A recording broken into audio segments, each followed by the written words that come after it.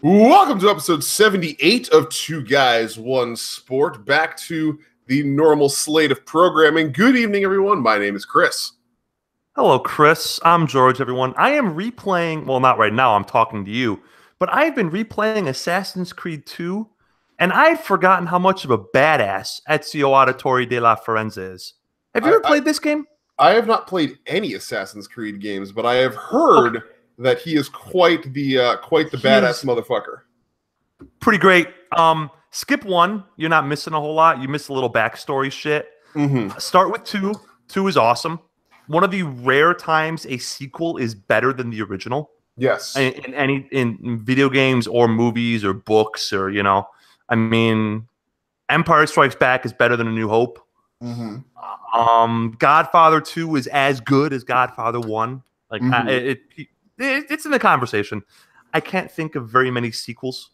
I haven't played Borderlands 1, but Borderlands 2 is so awesome. Borderlands 2 is definitely better than Borderlands 1. But there's not a lot of times that happen. Far Cry 2 is better than Far Cry 1, and 3 is better than 2. But it doesn't happen often. But Assassin's Creed 2 is better than 1. Play 2. There's 3 Ezio games. Yeah. They correlate nicely to Rise, Prime, Apex. They correlate nicely to the rise of a guy trying to get back on top, and then a midlife crisis. You have to play 3 even though it's kind of garbage. It's just unnecessarily hard. But Black Flag is awesome because you get to cruise around on a pirate ship. So that's pretty great. Yeah, a friend of mine is actually playing through the trilogy, and she's been reporting about how much she likes it, but about how huge problem I have are. with they're unbelievably massive. The only problem I have with two Revelations and Brotherhood is that they introduce a whole bunch of stuff in 3. Like they make the controls a lot more intuitive, and you get spoiled by it. But it's not really fair to grade a game or a movie based on something that happens after.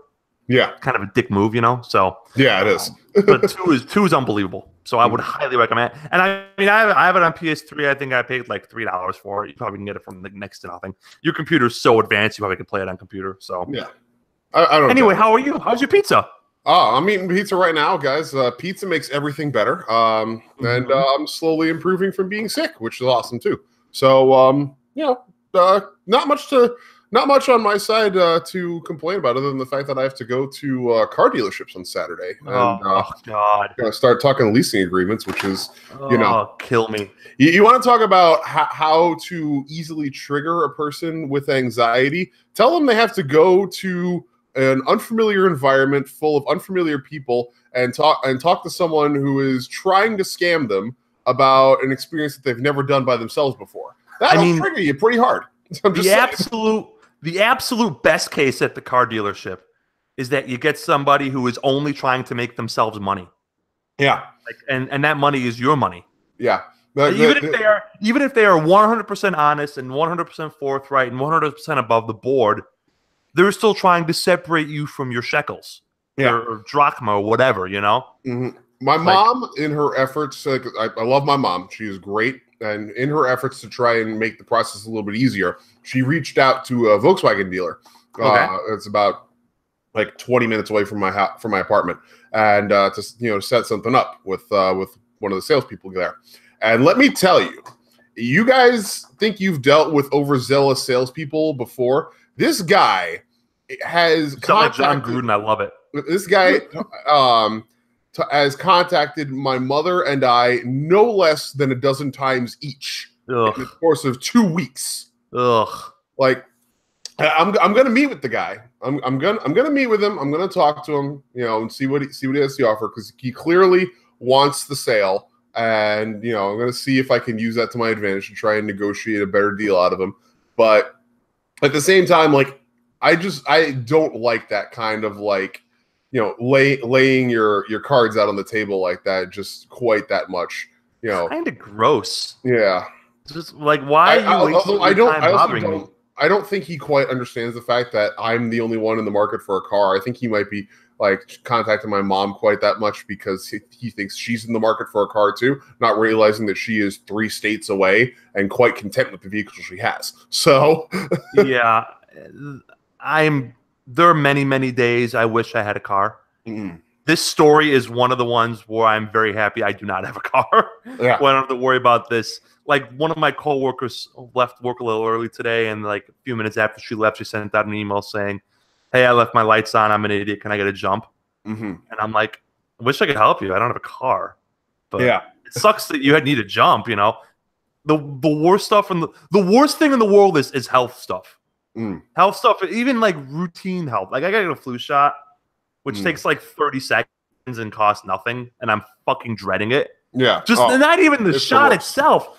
Not even the shot. Like, I have tattoos. The needles are not a problem. It's I gotta go into the pharmacy and I gotta wait, and there's some moron in front of you, and I gotta talk to some guy, and I gotta wait at the clinic. You know, it's just that whole process. And that's for a flu shot. That's gonna take me like what, half an hour? Yeah. You know, but it's just like I'm dreading it. And I cannot imagine having to spend a Saturday morning at a car dealership, just like kill me. You know what I'm saying? I don't say that lightly. Like, that's like the hidden 10th circle of hell that Dante didn't write about, you know? It's not one dealership. I'm going to 3. Oh my Christ. Because see, this whole thing about, you know, not having a vehicle means you have to be efficient when you're trying to get places. And, you know, being that it would cost me like $20 to get a lift over to this area, because like where all the car dealerships are, there's this one stretch of road that's Route 22 in New Jersey, which is like commercial central. You go there for literally anything you need to shop for. And like, there's a whole bunch of car dealerships there. So I'm going to just take the bus over there really early in the morning and get to the dealership at like 8 in the morning, because this guy's going to be there that early. And I'm going to talk to him. And then there's a Honda dealership and a Hyundai dealership that are both within walking distance that I'm going to go to and hit both of them up. Do you have any idea what you want in terms of make or model? Ideally something similar to what I just had, which was a which was a Subaru Legacy. So it's like a sedan. A sedan, okay. Just a sedan. No, I'm not looking for anything like super, you know, fancy or high end. I just want, you know, a car that's going to get me to and from work. And, you know, if I want to drive up and see my mom or drive up and see my sister, that I'll be able to get there without having to worry. It's what, 200 miles each way though to see your parents? Well, see your mom and well, that's the thing about that is, you know, I have to be mindful about the leasing terms as well.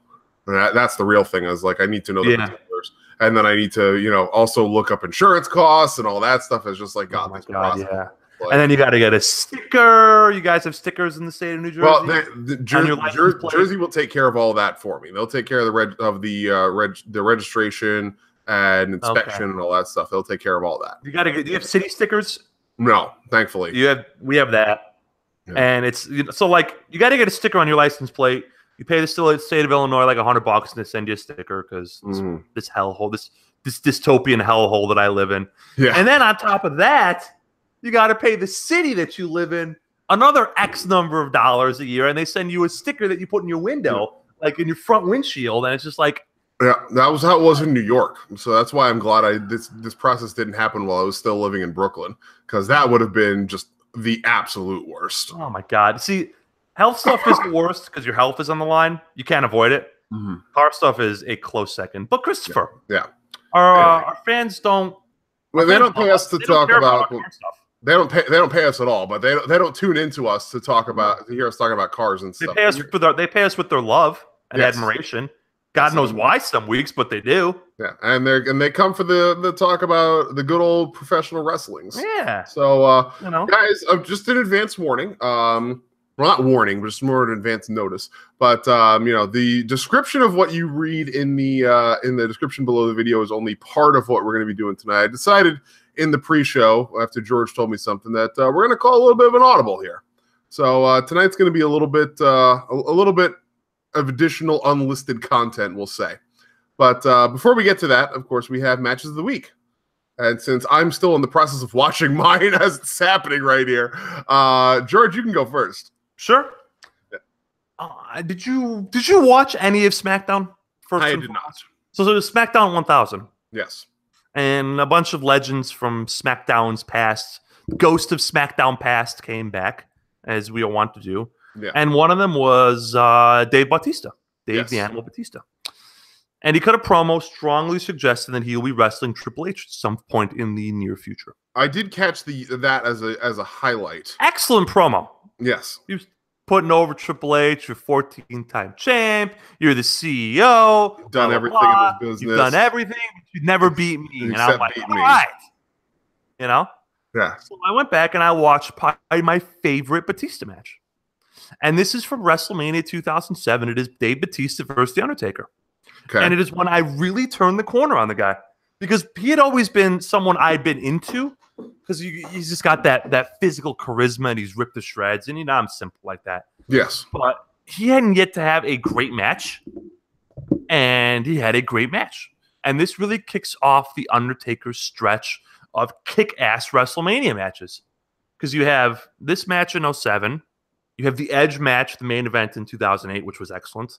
2009 and 10. Excuse me, 9 and 10, you have the two Shawn Michaels classics. 11 and 12, you have the two Triple H matches, which, while not as good as the Shawn Michaels matches, are very much the modern big-style WWE match. And the first one is very, very good. I like it a lot, the one in Atlanta, where Triple H does the tombstone and he crosses his arms and he sticks his tongue out. And you're like, holy shit, he's gonna beat this guy. And then Taker kicks out at the last second, and it's great. Yeah. And then 13, you have the CM Punk match, which was Undertaker's last match of any quality at all. Yeah. Unless you loved the Brock Lesnar matches, which very few people did. Yeah, not the first one. The matches themselves were not good. The build was excellent, where they're brawling and the whole company is separating them. You know, I'm gonna kill you. You better kill me. You know, that was awesome. Yeah. The matches were not great, and I love Brock, as you know, and not good. Taker was clearly showing his age, but this match he was very, very good. Batista starts out hot, knocks him to the floor with a clothesline. They brawl up the aisle right away. Right, no bullshit, no nothing. A lot of big power stuff in this match. You know. A lot of big moves, high impact, guys flying each other around. Undertaker did that flying dive move he does, where every time he does it, you think he's going to kill himself. Yeah. And Dave, to his credit, caught him perfectly. Nice. I was like, oh, this could be real bad. Oh, he did it. You know what I'm saying? You're like, oh, no, yes. They kept fighting to the outside, but it wasn't gimmicky. It was just two guys going at it. They didn't lock up. They didn't do They didn't do chain wrestling. They just said, we're two big MFers. One of us has the belt. The other one wants. Let's have a fight. And I'm like, all right, cool. Crowd's super into it. This is at the football field in Detroit, so it's a big crowd. Hard for noise to kind of be amplified in such a large setting. It was a dome, which helped. It wasn't open air. It was closed air. So the sound did kind of stay contained. I loved we have a spear, Batista bomb, 1-2 kick out, which everyone bought as the finish. Super loud Undertaker chants. Batista goes for another Batista bomb. Taker does the back body drop. Batista goes for a third one. Taker rolls behind him, flips him over, hits a tombstone. 1, 2, 3. Nice. Cool end. Cool match. Maybe 14 minutes long. Easy 4. Maybe even 4 1/4. I loved it. There's not a lot of great Dave Batista matches. This is it. I like the one with John Cena at WrestleMania in Arizona in 2010. The one the month after this against Undertaker at Backlash was good. Yeah. I give him shit all the time. Michael Cole didn't piss me off in this match, which is good. Because normally he just pisses me off. His announcing, Yeah, he was good. The Backlash 07 one, I think, is a little smooch better, but this one has the, quote, big fight feel that they're always gunning for that they never get. So, fun match. Would recommend. You know? Taker was over. Batista was over. Two big hosses just throwing stones at each other. I was very happy. You know? Yeah. It's right up your alley. That's exactly what you want in a wrestling match. I'm an easy man, my friend. Yes, what do you got for us? I don't know what exactly prompted me to watch this. I want to say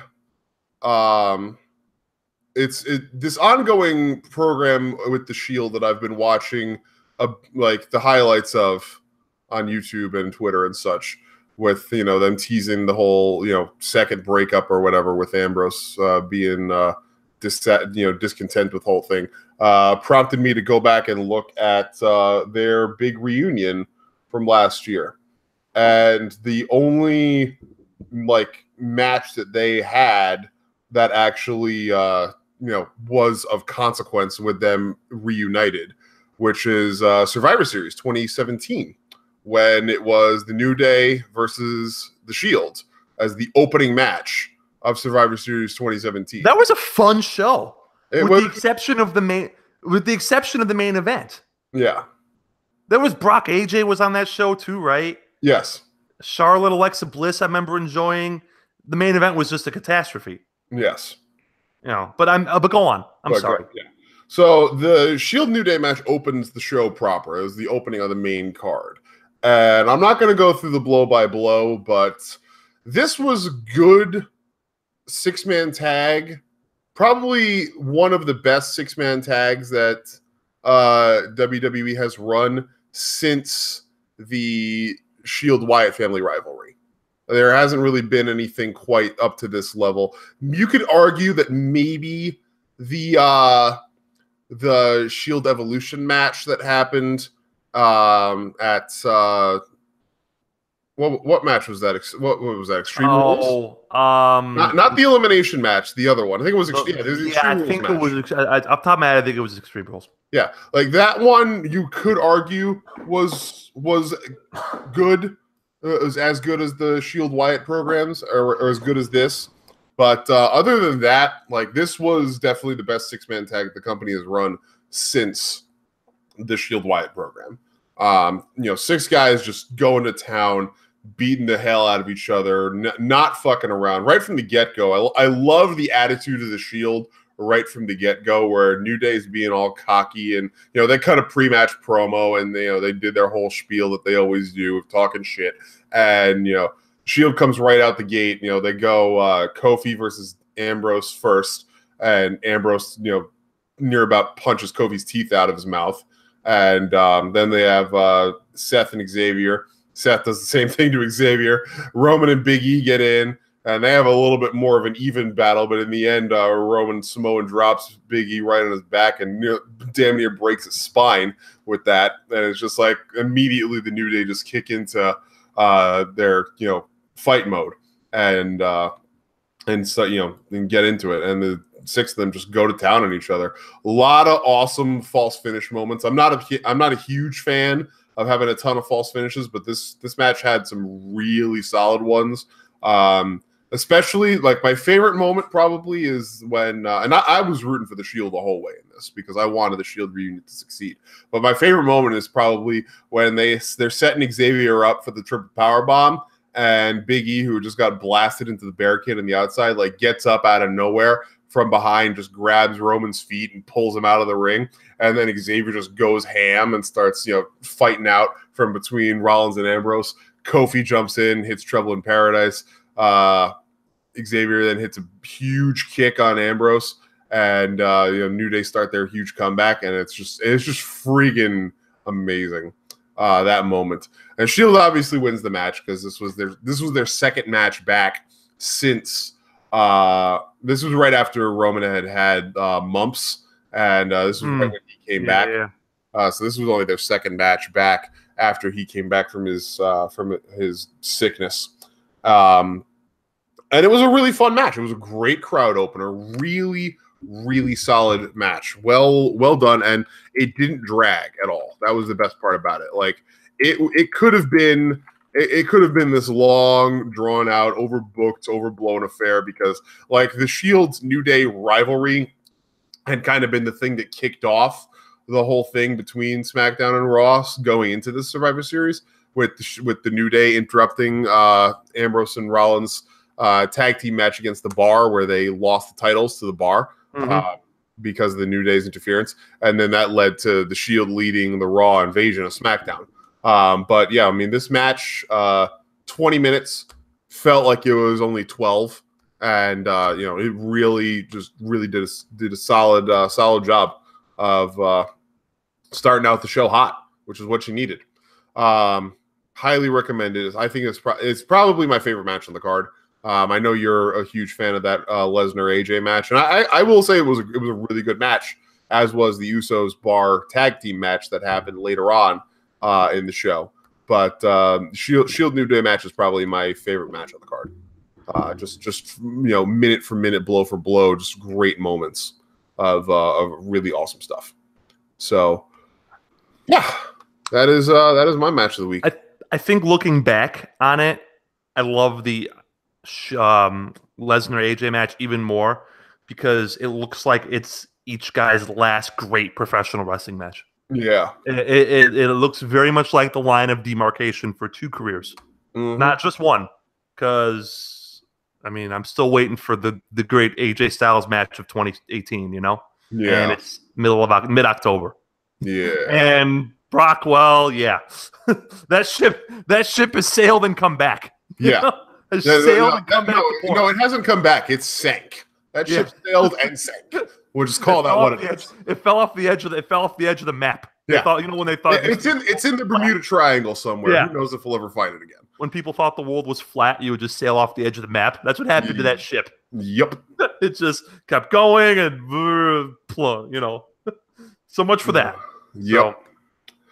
But I trust your judgment on the Shield New Day match. It's six guys who do great work, especially together. The New Day and the Shield too is very much the sum is greater than the whole of the parts. The sum of the whole is greater than the sum of the parts. Thank you. Yeah. I said that and I'm like, that doesn't sound right, but man, you were close. We'll call it. You were close. You know what I mean? Yeah. So. All right. So tell the class what you told me in the pre-show, please. Chris, man, I'm tired of wrestling.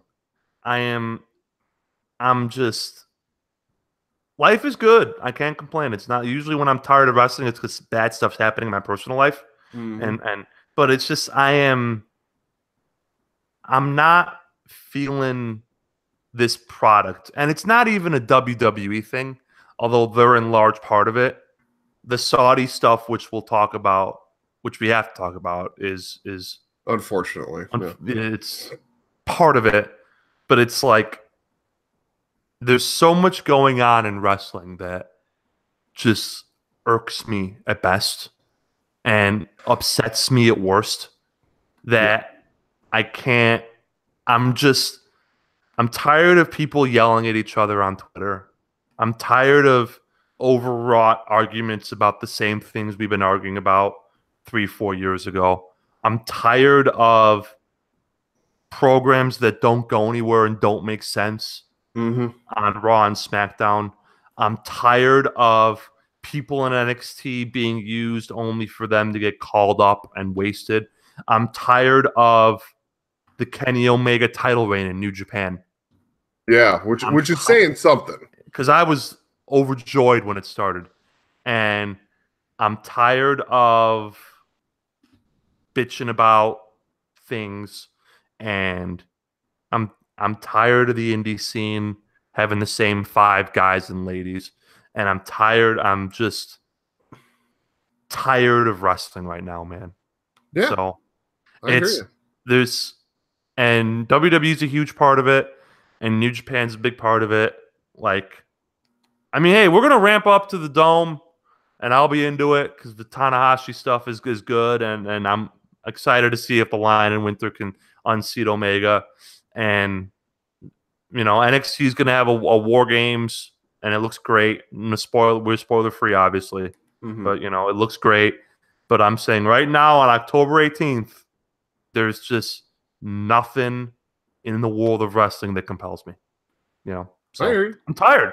I'm burned out on this product. You know. And I gotta say, I can't say that I blame you. You guys remember we took a month off earlier this year. In the wake of WrestleMania, we took the month of May off because of being burned out on the products. And WWE is largely to blame there. This is different. I'm not feeling quite as much of what George is feeling because I've been enjoying the hell out of the Mae Young Classic. and keeping up with some of the things that have been going on in Stardom. And I can pick and choose when it comes to New Japan. Still stay engaged. But I understand totally where you're coming from, man. It's and WWE definitely is the one to if Raw and SmackDown were entertaining, I would not have this. That speech would not have happened. Yeah, but it's not just WWE and it's not just Raw and SmackDown. Yeah, but they do hold the lion's share of the blame. They do, but like NXT is such a thick show that you watch it and your brain hurts. Mm-hmm. And it's entertaining, but there's so much going on. Yeah, and everything else just feels inconsequential. And I'm not super into the May yet. I will be. That the finals looks unbelievable. Holy shit! I watched the quarterfinals matches last night. The semifinals are airing next week, and then the finals is obviously the following Sunday. Evolution. But are you going to that? No, because I'm still gonna be in San Jose. Oh, okay. Yeah, but I wish if I wasn't gonna be in San Jose, I would absolutely be at that show, 100%. Because tickets are still available, so I mean you're not that far from the area, but I understand. Yeah, well, I'm going to be very far from the area. I understand what's happening, but but I totally understand where you're coming from. And WWE they've not followed through on what we expected them to do. And I think a large portion of that has to do with the fact that we all thought with the TV deal coming up and, everything seeming like, they needed to really, pull out all the stops that they were gonna do just that. They were gonna pull out all the stops to make the product a lot better and a lot more appealing and a lot more watchable. But, whatever the case may be of how this wound up happening, Fox Sports just waltzed in the door and just handed Vince a check, and Vince has been able to slum it because of that. And I couldn't tell you a single thing about what's going on SmackDown other than Becky Lynch still has the title and AJ Styles still has the title. Other than that, I can't tell you a single freaking thing that's going on in that show. And the conjecture that I have that Becky's going to lose the title to Charlotte again at Evolution because Charlotte, and AJ's title reign is going to continue to be lackluster because lackluster. That's all I can tell you about SmackDown. And Raw, from what I've been able to keep up with, they're teasing another Shield breakup because why not? Because stupid reasons. Yeah, and your champion. And everything else is worthless. And the one thing I asked for as a Roman Reigns agnostic is push your champion, and we're not even getting that. Nope. And Bobby Lashley's a heel now for whatever reason, and the show doesn't make sense, and they're doing the thing where you're a diva and I'm a wrestler that I hate. Oh God, just no! Wrestle. That thing, I do actually want to address that. Okay. By the way, that was the highlight. That was the highlights wrong one. That was the archetype of the WWE scripted bullshit we were talking about. Did you watch that promo? I saw one GIF of it, and that's all I needed to see. That's all I needed to see. Ronda was like, I'm going to eradicate you like smallpox. And I'm like, wait, what? People don't talk like that in real life. Mm-hmm. And you wonder why your company has an authenticity issue. Let me say talk about the women for a second, Chris. I know you want to talk about that. I saw it on Twitter. Yeah, let me say this. First of all, everything that Nikki Bella had to say was perfectly true and valid and should have been used as a way to make people root for her, because that is someone who I can get behind. I'll be perfectly honest. I'm rooting for Nikki Bella to win this match. And if you had told me 6 months ago that they were going to have this match, and you told me I would be rooting for Nikki Bella to win this match, I would have laughed in your goddamn face. I'm not an anti-Nikki Bella person. I turned the corner on her when she started getting good in 2016, and I really support her work. But, I never would have expected to actually have an investment in this match And I especially would not have expected for that investment to be in favor of Nikki Bella beating Ronda Rousey and getting the women's title.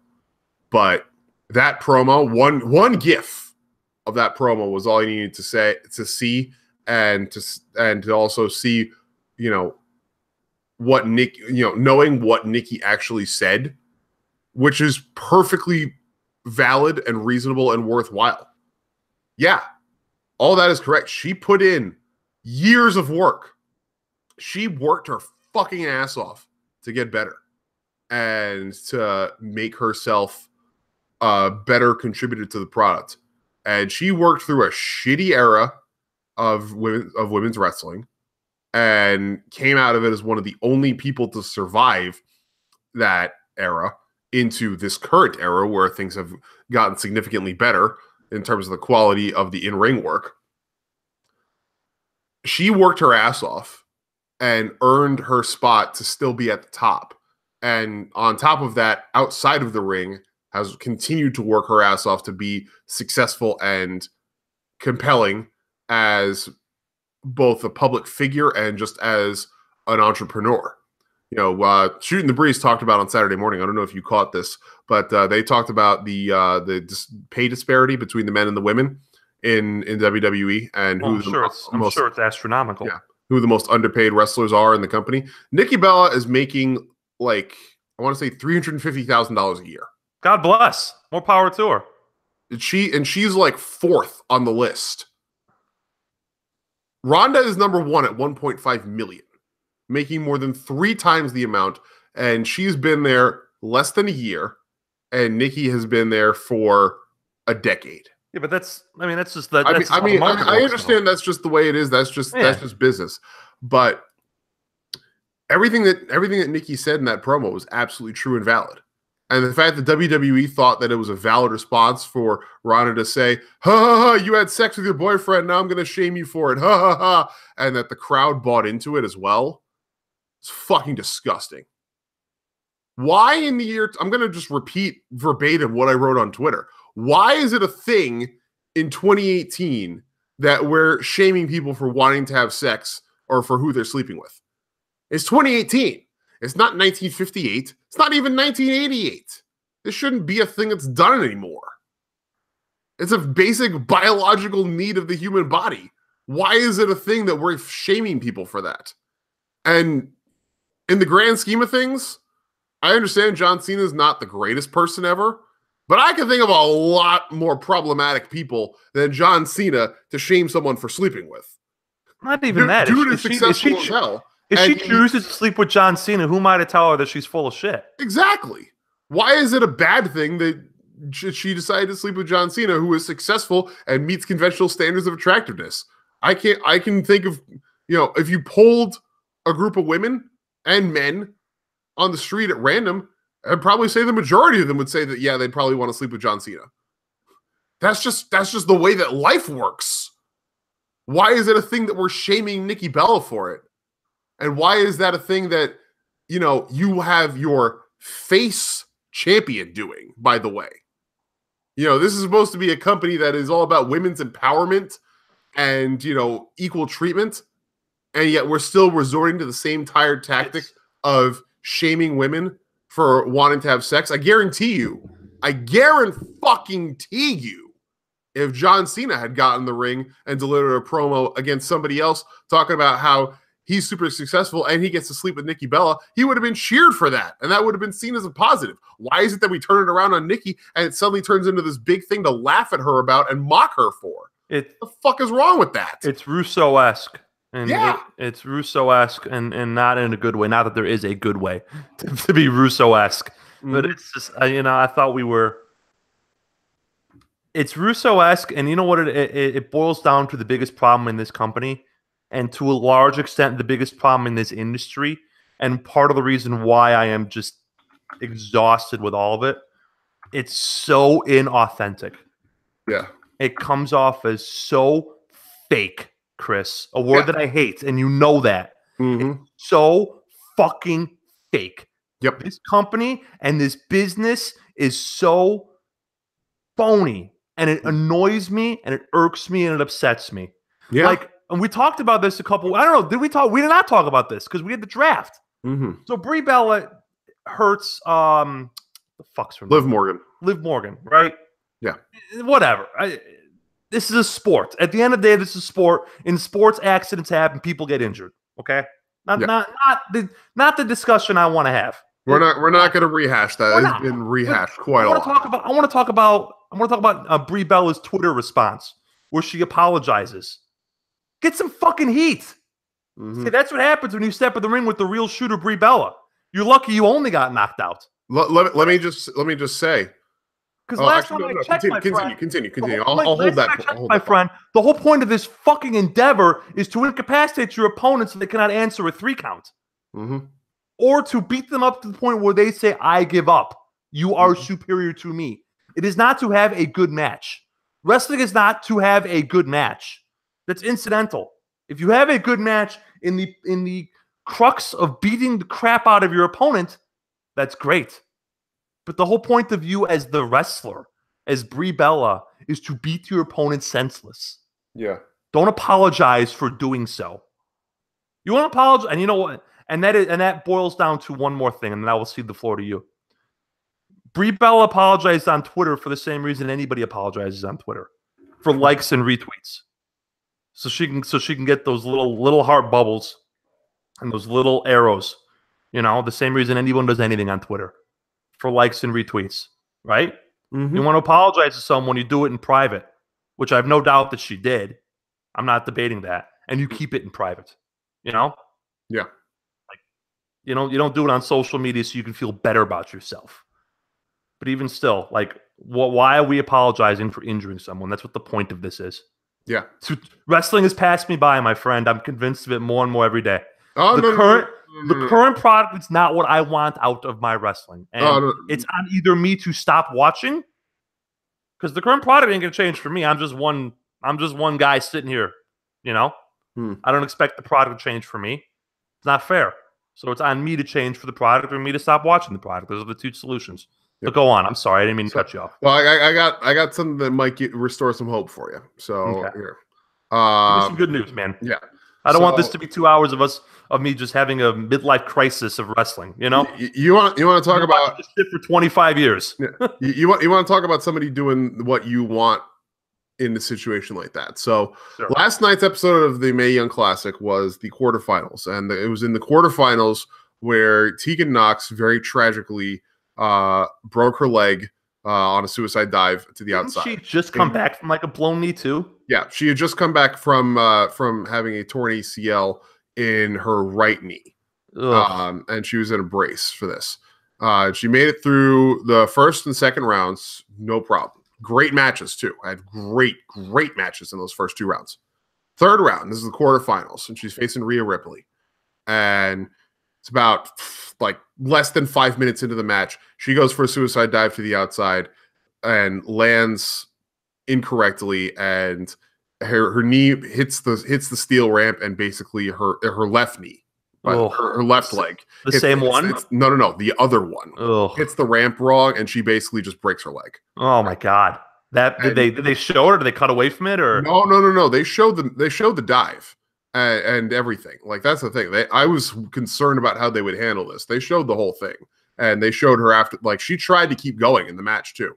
She tried to like hobble her way back into the ring and tried to keep going. And Rhea Ripley, to her credit, attempted to continue the match as well, and try to also protect Tegan as best as she could.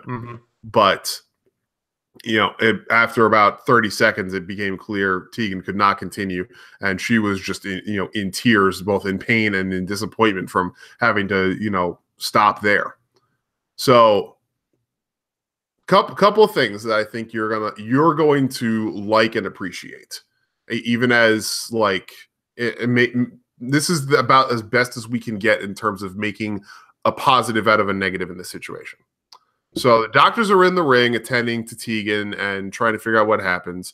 The ref raises Rhea's hand in victory, because due to referee stoppage.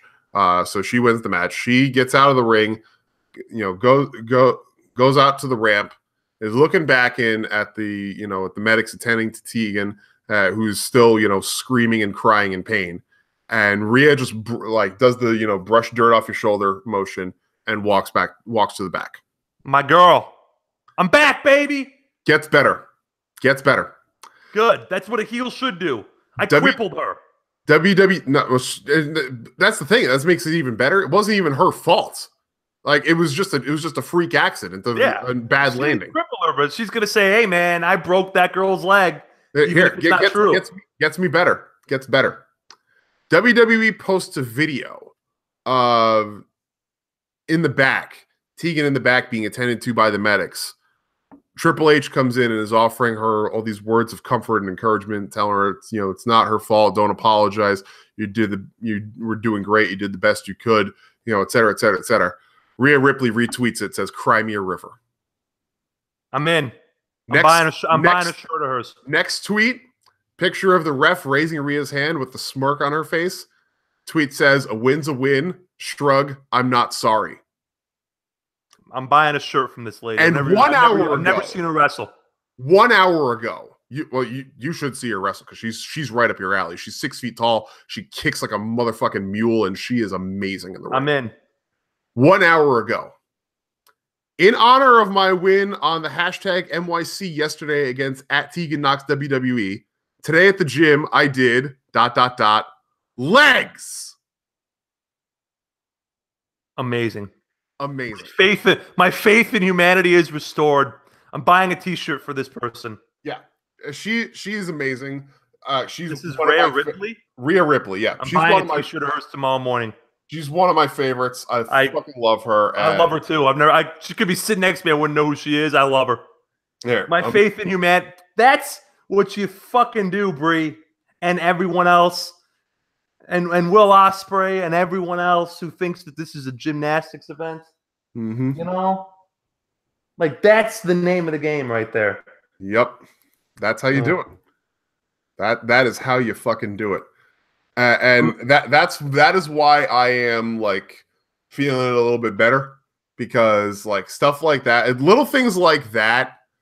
And I love Tegan Knox. I think she is one of the best women's wrestlers on the planet, and I was heartbroken to have to watch that moment. To see that, I knew it was coming, and I dreaded it all the same, and it was just as bad as I thought it was going to be. But to see these tweets this morning from Rhea capitalizing on a situation, and let me tell you something.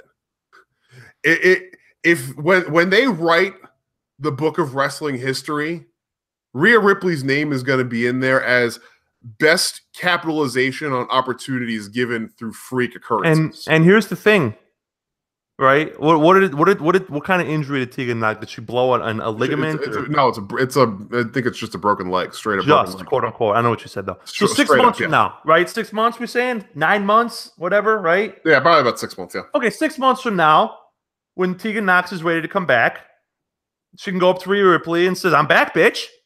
Let's have a wrestle." And they can make a little money, which last time I checked is the point of this entire endeavor. Yep. And Tegan Knox can walk around with T-shirts saying, "I broke Wahoo's leg," or "I broke Tegan Knox's leg in this circumstance." Yep. And then we can have a babyface and a heel instead of this shades of gray bullshit, and the babyface could win. It all could be right with the world. Yep. That's how it's. I'm in for this Rhea Ripley. Yeah, she's amazing. She's great. Send me a link to a match of hers where she's wrestling someone who doesn't have a broken leg. I'll do you one better. Watch next week's Mae Young Classic when she's facing Io Shirai. Oh yeah. Yep. There's one of your 2 semifinal matches in next week's episode of the Mae Young Classic. A week from tonight or 2 weeks? A week from yesterday. A week from yesterday. That's right. Today's Thursday. Here's your hook. That's one of the semifinal matches. The other one is Meiko Satomura versus Toni Storm. All right. Those are good things. There's your fucking hook right there. Meiko's so good. Yeah. Meiko's so good. Yeah. She does nothing wrong. Yeah. And Toni is fucking amazing too. Those two matches.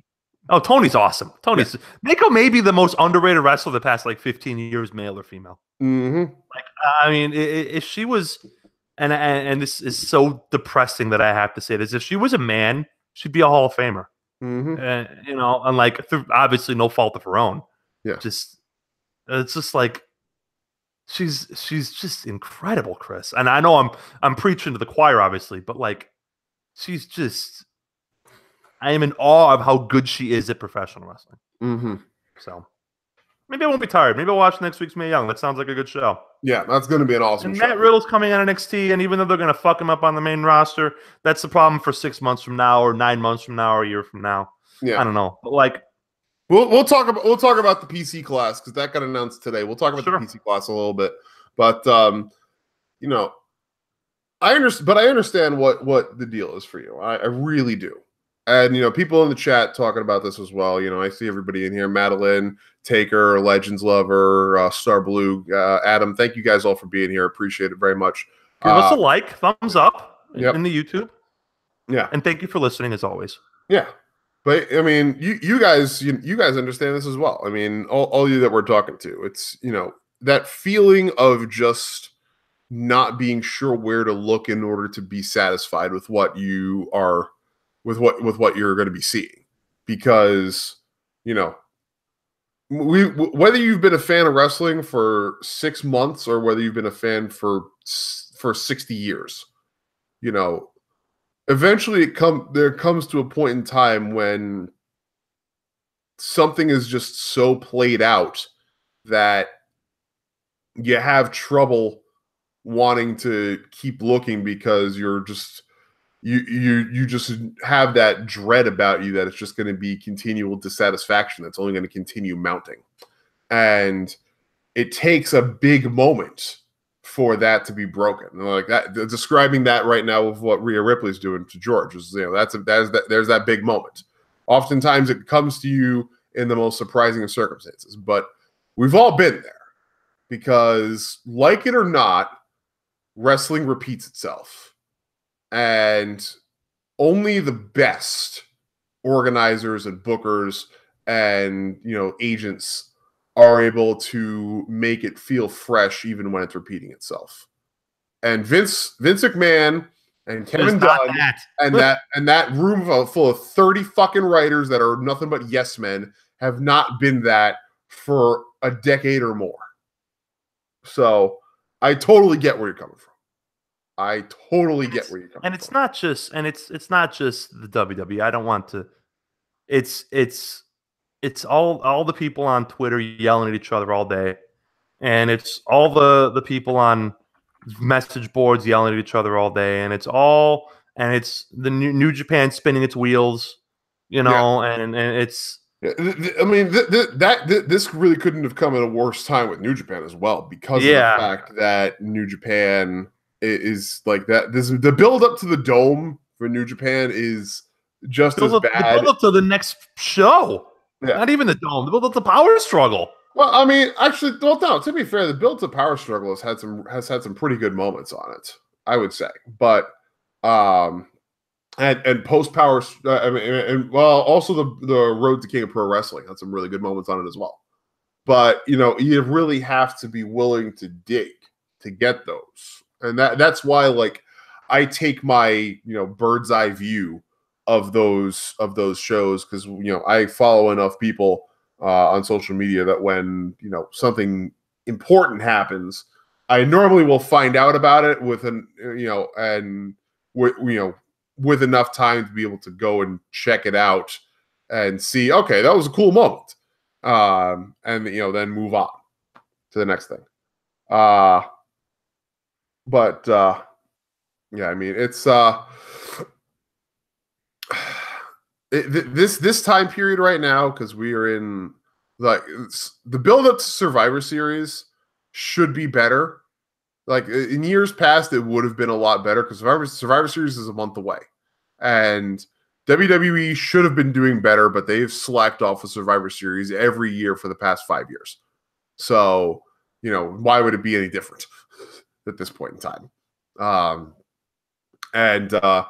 You know, combine that with the fact that New Japan is in their lull period, because everything between King of Pro Wrestling and the Dome is oftentimes inconsequential in the big picture of things.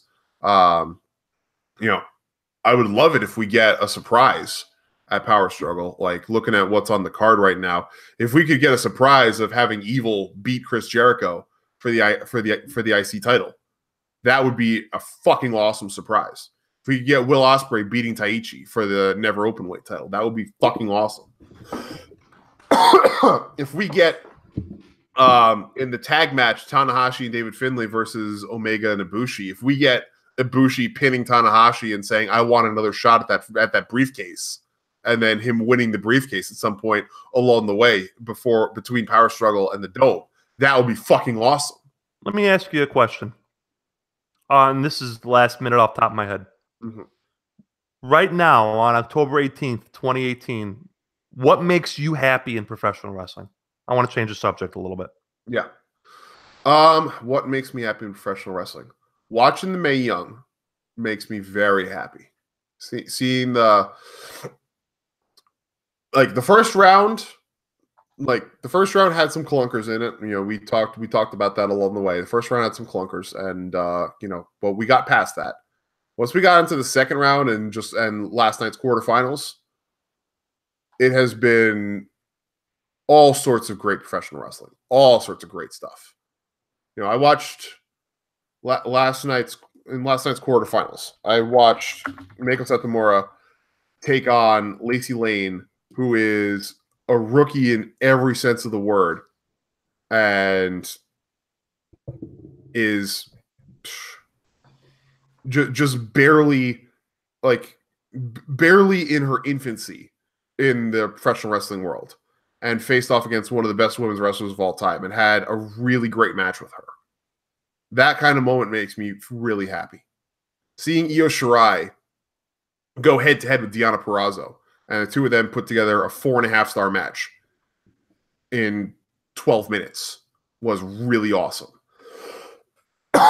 Seeing Mia Yim and Toni Storm go blow for blow in the main event for 20 minutes was fucking awesome. That kind of stuff is great. I love it. Knowing what's coming soon on NXT UK, because NXT UK had their debut episode yesterday, their very first episode. I still have to get caught up on it. But knowing what's coming in NXT UK and what's going to be happening over the next couple of weeks, from what I read in the spoilers, has me really freaking excited. And you know, seeing today's Performance Center class, I might as well talk about this now. Yeah, it's a good segue. This is a great group, and yeah, there's a strong possibility that this group, you know, once they are done in NXT, gets completely fucked up by the main roster. But I apologize, guys. I'm still kind of sick, but whatever. All the same, seeing these people get recognized for their hard work is a wonderful feeling. Headlining the class, Matt Riddle, who we've talked about on this show a lot. He's really, really, really good at professional wrestling. Yeah. He's got it all down pat, and he's gotten so good so quickly. He is fluid. He's got the look. He's got the talk. He's got the authenticity. He is, everything you want. If you're building a guy from the ground up, as they used to say about Randy Orton, you're building Matt Riddle, you know? Yep. But he's got all the great moments. He has got all the great history, and he's got a story that people are going to latch onto and love. And on the house show circuit, he's already a fucking all-star. He should be. He's an all-star anywhere. Yeah. He's great, and I wish him nothing but sustained success, and I hope he makes a shitload of money. Yeah. But, he does awesome work. Love that man. Sorry, I'm trying to gather stuff here on the fly. Okay. Mia Yim, second headliner, who has been another fucking star and is incredible, and who does awesome work. Finally getting the recognition she deserves after a decade in this business.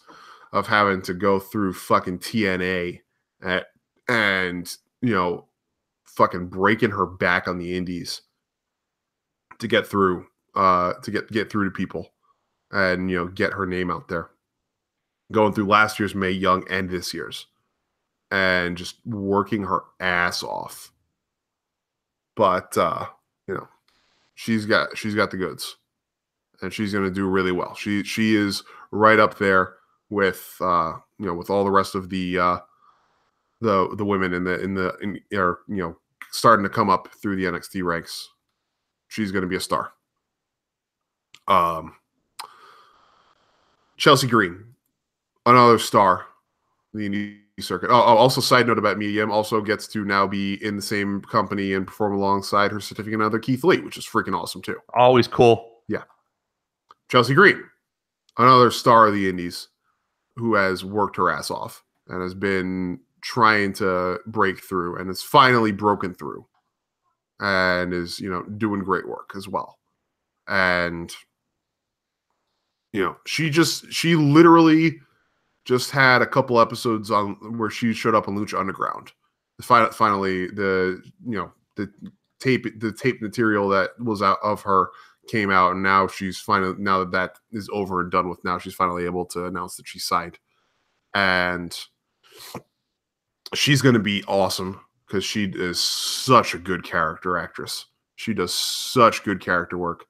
She showed that in Impact as well, and has maintained that even after leaving Impact by keeping the hot mess character Laurel Van Ness going on the indies. And she's going to be a star. Oh man, Humberto Carrillo, part of the Garza family, recently had a match as a carpenter on NXT against the Forgotten Sons. Been around Mexico, worked in Noah. Great competitor. Is going to bring in his awesome Lucha Libre style. Going to do awesome work.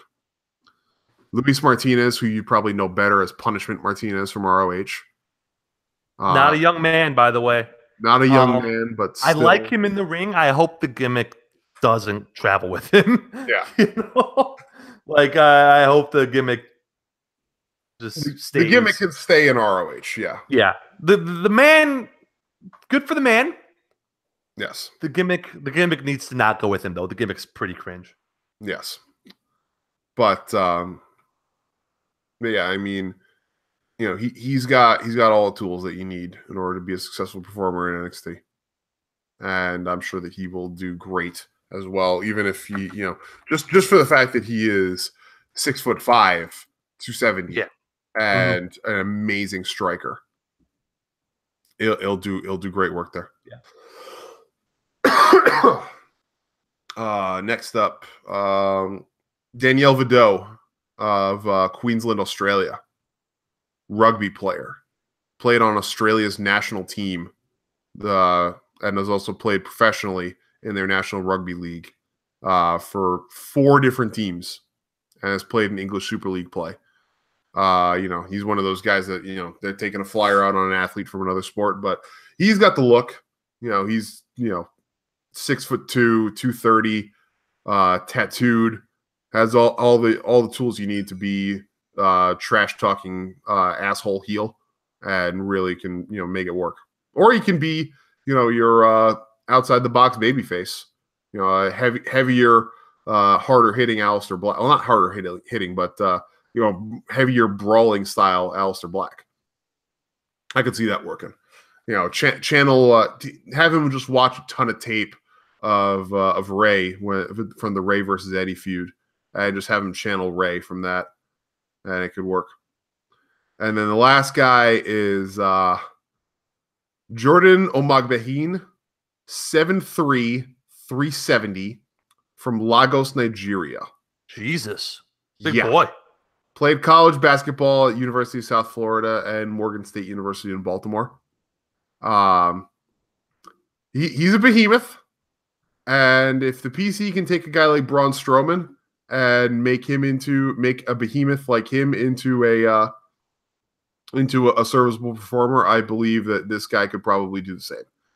I mean, he might end up getting typecast because, company run by a fucking racist bastard, but all the same, he could very easily turn out to be a big name player with the right training. So that could be a lot of fun. Great class. Great class of performers, a lot of great resumes in this class, and a lot of potential for stars. And this is the latest in a string of great NXT classes that have come in and are going to be lighting it up down there. And that's something that excites me a lot. Even though I have that sense of foreboding, and we've talked about it before on the show, as soon as they go up to the main roster, their careers are fucking done because Vince is not going to use them right. Yep. Even knowing that, I'm still able to, in the moment, focus myself on the fact that they are going to do well in NXT and will be appreciated while they're in NXT. Even though, as you said, NXT is a thick show right now, and they are overbooked and overstacked because they have too many good people and not enough time to use them all.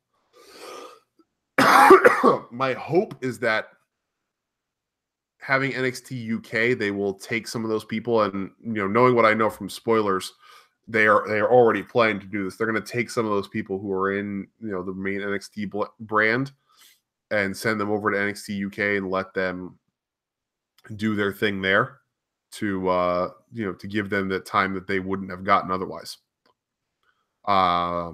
Which is great, which is freaking great. And giving them that platform, that additional platform, is really the thing that is going to be awesome for them, for all these performers. Whether they are on NXT proper or on NXT UK, it's going to be great to see them flourish in the WWE system and to get noticed by these much bigger audiences and to have the opportunity to really, get their names out there on a larger scale, like, I feel and a lot of other people feel that they deserve. Because the one thing that really irks me about the indie scene is that as much as everybody says support your local indie, support the independent scene, get out there and give these people a recognition they deserve, people still won't do it because for whatever the reason is, whether they don't want to be perceived as being that hardcore of a wrestling fan, or they just can't be bothered to keep up with the additional product, or whatever it is. The vast majority of wrestling fans are not willing to get out there and do that. So this, having these people come to NXT, I really like it. And I like the fact that the people in charge of NXT have invested themselves in making sure that the people who are on the indie circuit, who are working their asses off, are getting that recognition. Whether it's signing someone to the product, like a Mia Yim or a Matt Riddle, or whether it's putting somebody out there on one of their specials who hasn't been part of the company and who Vince would never approve of signing, but who still deserves to be recognized, like a Nicole Matthews or Mercedes Martinez. Two names who will never, ever be signed to the company as in-ring performers, but who still deserve recognition for their hard work and for being excellent performers all around the world. So I am glad that NXT is willing to do that in whatever small way that they can for the people who do bust their asses. So that makes me happy about wrestling. And I would hope it would do the same for other people as well. So it's a heavy topic. Yeah, I'll say that. It is. And I'm kind of sorry, but I'm kind of glad I brought it up, Oh, absolutely. I'm glad you brought it up too. I'm having a wrestling crisis of faith. Yeah. I mean, and that's not to say also that, that there's not things that are very, very wrong going right now, because there are. One only needs to look at this atrocity of a show that's happening in Saudi Arabia to know that there's lots of things that are very, very wrong. But it may take a little bit of effort, but it's worth it to put that effort in to find things that are right. That's where I'm at. I've taken the time to find the things that I like that are right in wrestling, and I hope that you will as well, and others that are feeling tired about things will as well, because there's a lot out there that definitely could stand to get a little bit more recognition, and little things like what's going on in the Mae Young or NXT UK are part of that. But Saudi Arabia, crown jewel. Yeah. Let me just say, WWE doesn't understand what a World Cup is, because literally every single performer in that WWE World Cup is from the United States. Yeah. Yeah, they don't. Yeah. That's the least of the problems with the show, but that's just something I wanted to talk about off the bat because it's just laughably stupid that they would do that. Like, Vince has those moments where he really shows how out of touch he is, and that's one of them. That is really one of them. You know what the funny thing about this whole Saudi Arabia thing is, Chris? Mm-hmm. Is they don't need the money. No. I can at least be sympathetic to an argument where it's like, well, they're giving us $50 million, and without this $50 million, we would be out of business. I can at least understand that argument. That was the argument that Carlos Colon made after Jose Gonzalez killed Bruiser Brody. He said, well, the guy may have killed Bruiser Brody, but he draws money, and I need the money. Without this guy in my territory, I'm not going to have a show. I can at least understand that argument. I could say, okay, well, desperate times call for desperate measures and all that, but they don't need the money. They just want the money. And hey, that's great, but you got to eat the shit that comes with it too. Mm-hmm. And they're spooning it into their mouths with both hands right now, Yeah. So it's one thing to do business with these people, it's another thing to be their paid propaganda wing. Yeah.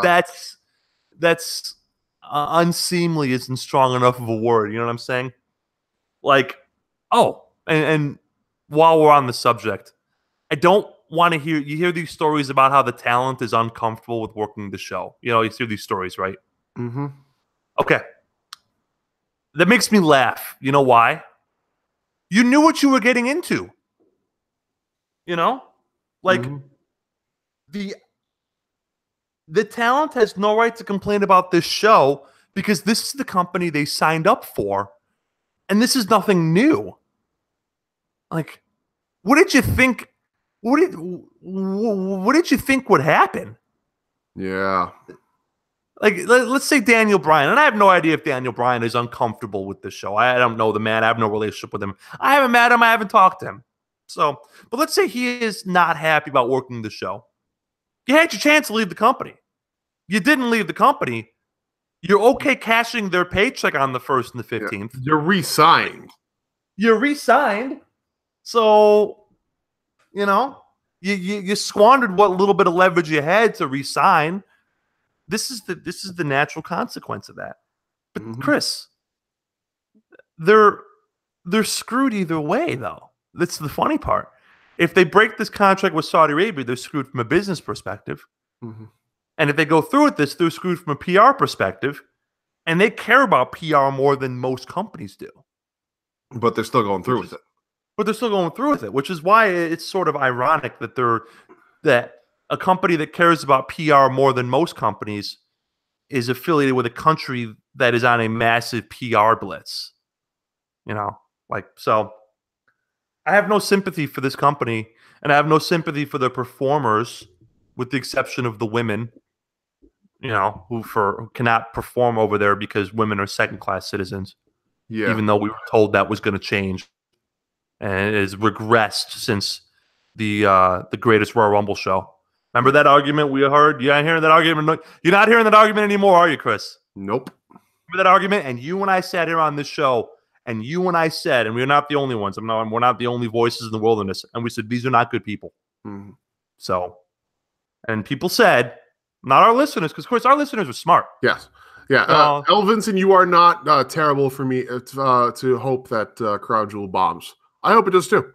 I hope that every single event that they run in Saudi Arabia, I mean, obviously they can't lose money because Saudi Arabia is just just they're sold shows, and Saudi Arabia is going to pay out the ass to keep this going because, you know, for reasons unknown, they want it.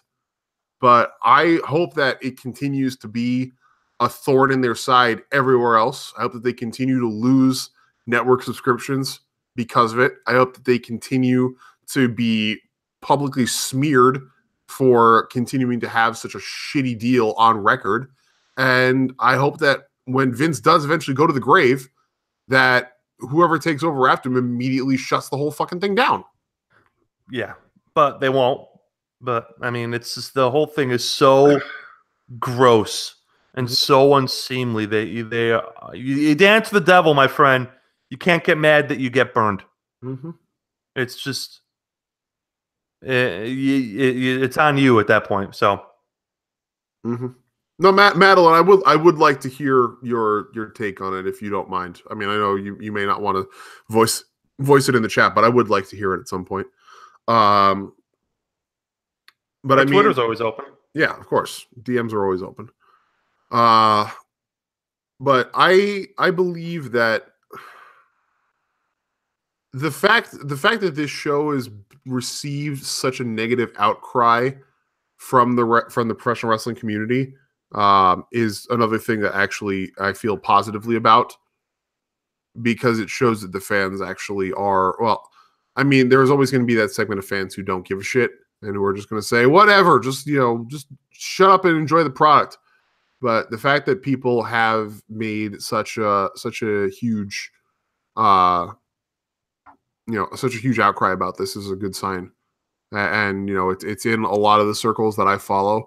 Our friends over at the Married Marks, Oni Draz and Shannon, they canceled their network subscription because of the show. They spoke with their wallets, which I think is amazing, and I highly encourage everybody else to do as well if you are able and comfortable to do so, because this show, we say things are no damn good on this show a lot, and to say that Crown Jewel is no damn good is a bit of an understatement, but that's the truth. Crown Jewel is no damn good, both from a just an ethical perspective, and also in terms of an actual card, too. I mean, the Australia show was not very good. I mean, but at least that was a real show. This show is, Chris, it doesn't matter. Let's step back for a second. You know what the Australia show taught me? That no full-time member of the main roster is a draw. Not a single one. Nope. Not a single one. None of them. Nope. Because if they were, they wouldn't have to keep dusting off these baby boomers who can't move. Yep. To try to fill houses. Yep. Like not name a full-time member of this roster on Raw or SmackDown. Mm-hmm. They are not a draw. Yeah. And it's not that they're not a draw because they're not good enough to be a draw. They're not a draw because WWE refuses to step outside of their comfort zone and allow anyone else to have the chance to be a draw. Yeah, because for 15 years, every single time they have segments with the old timers, they make the old timers look good at the expense of your current talent, and this is the chicken coming home to roost. And people cheer for it too. That's the worst part about it. Hey, well, I mean, why wouldn't they be? The old timers are presented as awesome, powerful badasses, and these full time guys are presented as geeks. And now you wonder why you haven't made a star in 15 years. Fuck, every time Vince walks through the curtain, they fucking bow to him and cheer him like he's fucking Jesus. Yeah. And while he's the one who's who you should be complaining about week in and week out for creating this product that you claim to hate so much. We just have a little consistency, you know? But yeah. You don't sound so good. I need to get some water. That whole rant that I went on there. Need to get some water. Exposit for a minute about this Degeneration H versus Degeneration X. I just call it Degeneration H. Degeneration H. Yeah. I mean, Triple H is degenerating, that's for sure. Let's talk about this Degeneration X versus Brother Destruction match. It's like combined age of like 207 or something I saw on Twitter. There's not a whole ton to talk about, you know. But the problem is they haven't made full-time stars in forever, and this is the natural conclusion of that. Chris, I know Chris isn't there; he's actually getting water, but it's just a flourish I have. Like you look at every single member of this roster, and none of them are presented as special, and none of them are presented as unique, and none of them are presented as anything that you should care about. So you look at the Australia show, which had 70,000 seats and 60,000 sold, normally a good show, but the main event of that show was heavily presented as Triple H Undertaker. It wasn't Roman Reigns, Braun Strowman. It wasn't AJ Styles, Samoa Joe. It wasn't anybody other than these old guys. And Chris, let me ask you, what happens when the old guys are too old to even wrestle at the limited state that they can wrestle at now? I've been saying that. Then what happens? I've been saying that for 2 years. Yeah. Ever since the main event. Did you watch the Australia show? No, I haven't watched it yet. The main event, I told you at the time. The only thing I'm planning on watching from that show is the Cruiserweight title match. That's the only thing I really care about. Maybe the Iconics versus Naomi and Asuka. Because the Cruiserweight title match was very good. I would recommend watching the main event only so that when I talk about it for worst match of the year, you have a frame of reference. Okay. It was horrific. Yeah. It was 27 minutes long, bell to bell. Yeah, I had no doubt that it was going to be that much of a spectacle. But in order to quote save this show, they had to dust those two guys off. Yeah. I've been saying for 18 months now, since the main event of WrestleMania 33 was a complete fucking shit show of a match with the Undertaker versus Roman Reigns that should have been Undertaker's retirement match, and they still haven't let him fucking retire. I've been saying for 18 months that this philosophy of trying to bring back the hardcore fans from the 90s and the 2000s by continuously bringing back these performers that are, make the casuals tune in is going to come back to bite them in the ass in a huge way. And now we're starting to see why. They can't or won't make any new stars, any mainstream stars who can pop ratings and sell houses. We've talked about their house shows. No, maybe maybe it doesn't matter. Maybe they've created a postmodern wrestling company that doesn't need stars to be successful. They just have. Maybe it doesn't matter. Maybe 100 years of professional wrestling history doesn't matter anymore because they're not a wrestling company. They're a content producer. Yeah, Legends Lover. I love that you brought that up, and that bothered me as well. Shawn Michaels said he would not come out of retirement for any reason, but they cut him a big enough check, and look, he's back for Saudi Arabia. Yeah. I mean, everyone in life is a hypocrite. I mean, you're telling me that a born again Christian is a hypocrite, and I just don't believe you because that never happens. There's no history of hypocrisy among born again Christians. That never happens. Doesn't that shock you? My goodness! Come on, man. A lot of development. What are we doing here? We're just wasting our time, right? So absolutely. But hey, you know what? The kids need braces, so big Papa Sean's got to come to the ring one last time because eventually every man has his price, right? Yeah. So. Yeah. Madeline, you said it exactly. Yeah, I mean, for all the praise that we give to Triple H for what he does in NXT, we still shouldn't, keep on kissing his ass, for that, just because, he's got that much that, he's got that as something to fall back on, when in reality, he's just as culpable for buying into this debacle in the first place and allowing this to be booked. He's a fucking COO of the company. And he could have said to Vince very easily, I don't want to do this. I'm not going to do this. Yeah. Well, then, I mean, that would require him to step his ego, and that isn't going to happen. No. 100% correct. So you said it. You said it perfectly last week when you were referencing the whole thing about that Orton Triple H Mania program. Andre to get his fucking heat back. Gotta get his fucking heat back, man. Yep. You know? So we should do that again. That was fun. That was a ton of fun. Definitely should do that again. I actually have a really good idea. That I think you'll be on board with. I don't know if you'll be on board with this, but I know that MDS and Sal would definitely be on board with this, and probably Taker and Biff as well. Start the show off. Each of us has to draw at random a concept and then create a fed out of that. Ooh. So we don't have any plans ahead of time, and we just have to wing it based on what we get. I like it. You know? We should do that sometime. Yeah, get some people together for that. I really want to do that. See what we can put together. Yeah. There still will be enough crossover that drafting people ahead of others will matter, but it could be a ton of fun. Yeah, I don't see why not. Yeah. Yeah, and Taker, thank you for putting that in the chat as well. # principle over profits when talking about anything related to this WWE Saudi Arabia bullshit. Here's the deal: you want to make your money, make your money. I'm never gonna, I'm never gonna tell you, don't make your money. But if you're gonna make your money, you expose yourself to questions about making that money. You cannot have it both ways. If you want to make your profits, make your profits. But don't act all, oh my God, why is everybody picking on me? When people ask you about making your profits. Yep. It doesn't work that way. Exactly. You can't have the good. You gotta have the good with the bad. So it is. Talked about Saudi Arabia. Yeah. Talked about the May. Let's not talk about Saudi Arabia anymore. Let's talk about some good things. Sure. You watched King of Pro Wrestling? I did. That was a really good show. It was. And really good show. You know what? I got it in the bottom floor of Jay White. Jay White, man. Yep.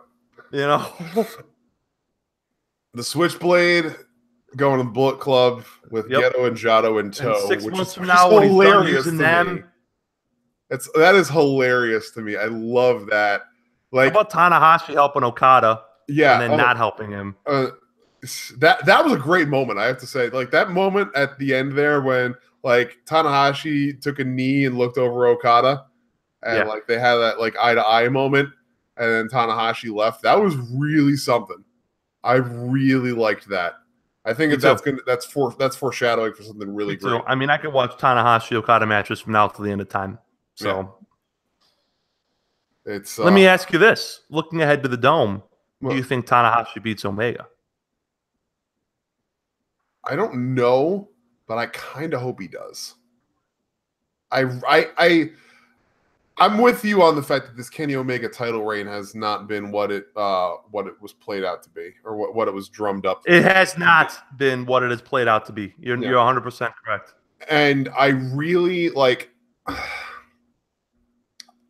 honestly, I feel like they dropped the ball a lot by not having the title be a piece of this whole Bullet Club Elite versus Bullet Club OGs feud, because it just has felt like Kenny has just been withdrawn from this whole feud, and he's supposed to be the fucking leader of Bullet Club. Champ. He's the champ of the promotion, and he's the champ.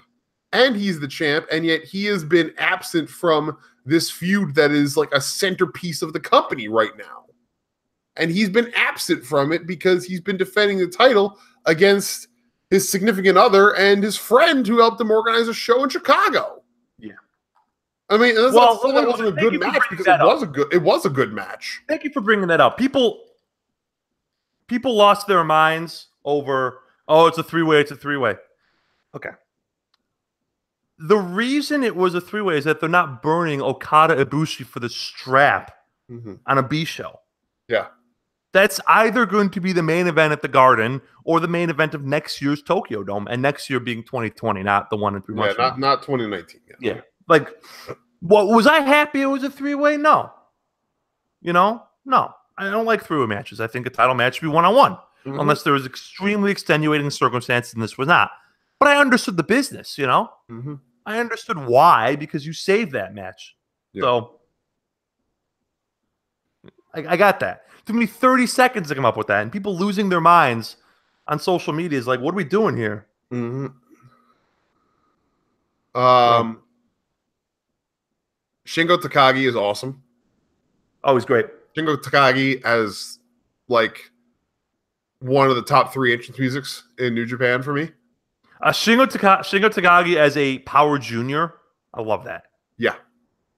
It's so different than the Flippy Do bullshit juniors. Yeah, I love Power Junior Shingo Takagi. I am here for that. Yeah, definitely.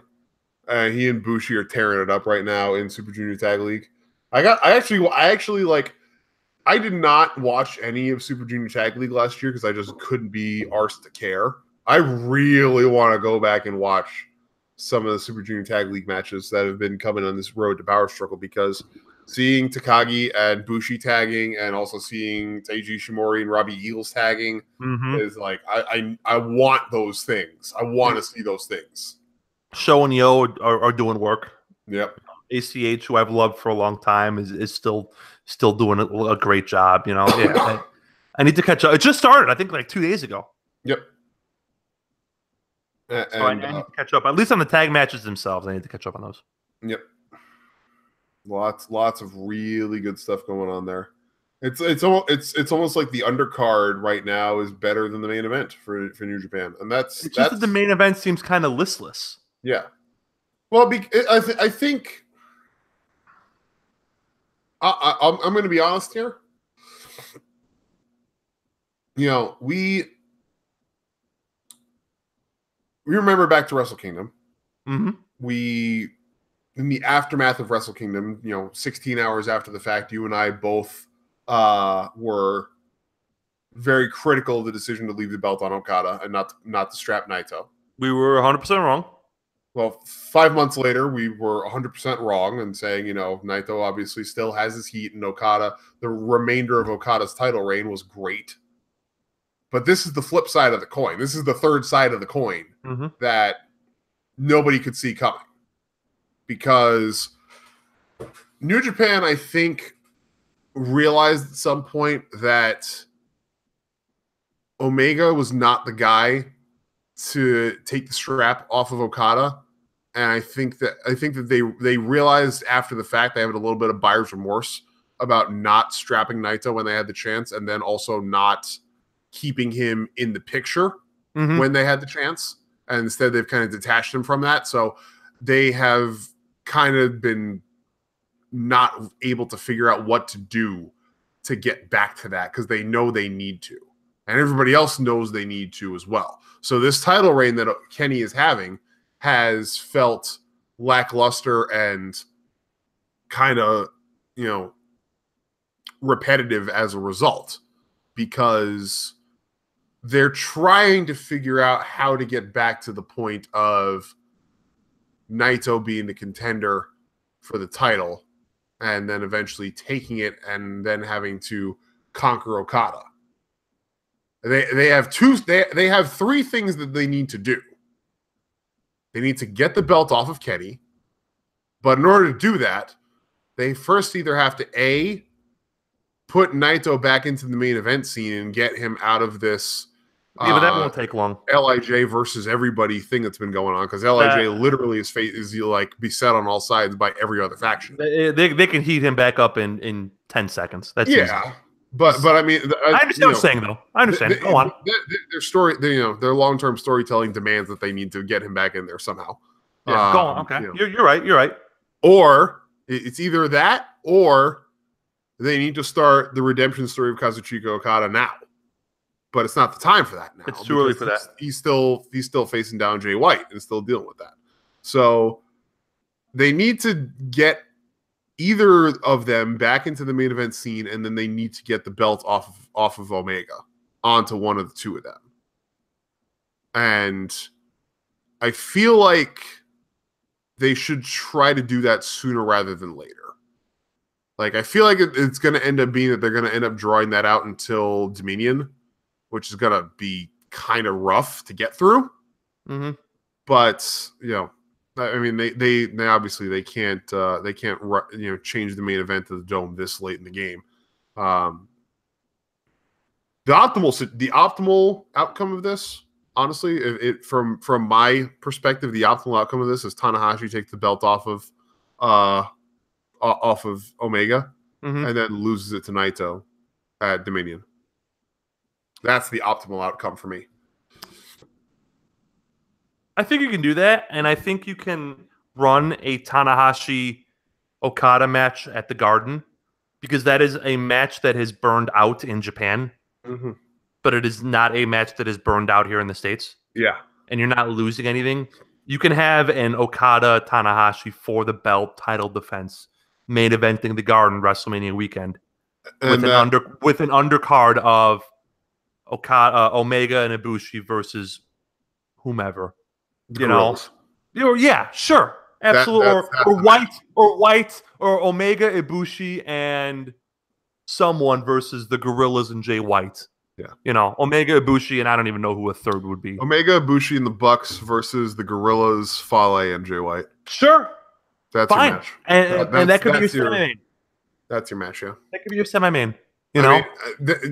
Basically, what they need to do, and the other thing also. This is actually also was another thing that I just remember that actually needs to be considered, and another reason why they should run Okada Tanahashi as the main event at the Garden.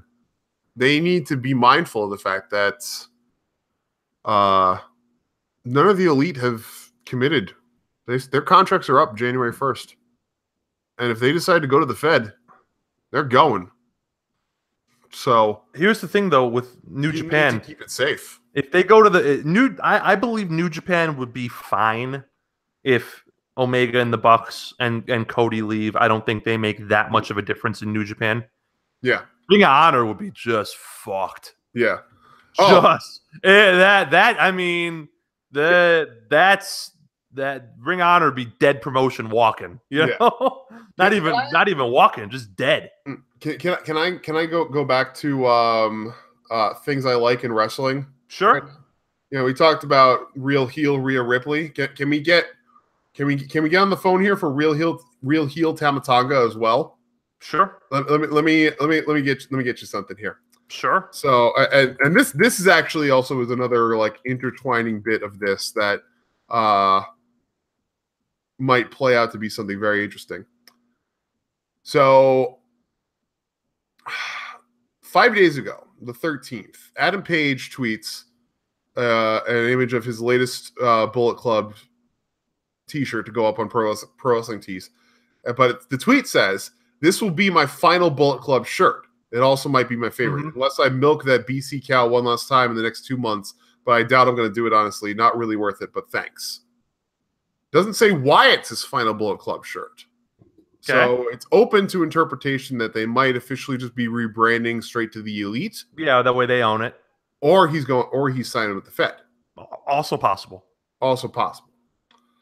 So, real heel Tama Tonga, who is... His gimmick is I am online.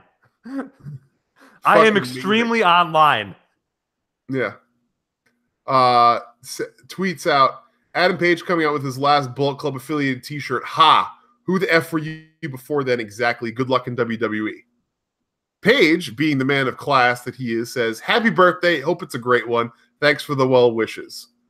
And Tama Tonga replies, "Thanks for calling my dad a POS. Well wishes in WWE." Sure. Great. Love it. Love it.